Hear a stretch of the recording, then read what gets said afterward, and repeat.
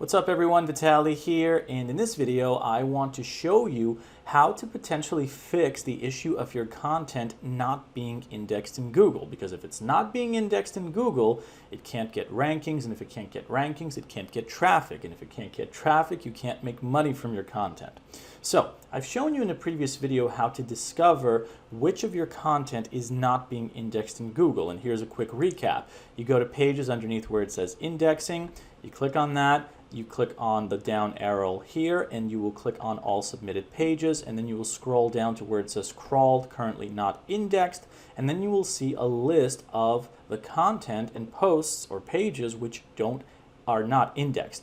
Now the thing is, just telling Google to, hey, inspect this URL so you can potentially index it is often not enough. Sometimes it might work, but sometimes it doesn't. Think of this video as a plan B. What happens if you click on indexing and it just won't index it? So the secondary thing that you can start doing is actually adjusting and fixing the content. So for example, if you have some sort of content, let's open up one of these as an example. I'm going to click on one of these. Let's say, hypothetically speaking, this title right here that I have, it isn't targeting any keyword specifically, it doesn't have any kind of intent whatsoever, nobody's looking it up on Google. That would explain why it's not being indexed in Google.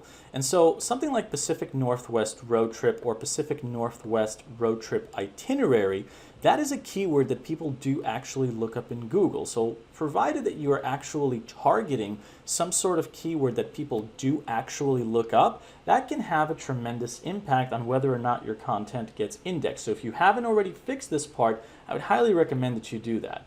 The second thing to understand is you want to have some sort of featured image and ideally try to target some kind of keyword. So this one right here targets the keyword of Pacific Northwest road trip itinerary. These are kind of like breadcrumbs that help Google identify what your content is about and whether or not it's worth indexing or not.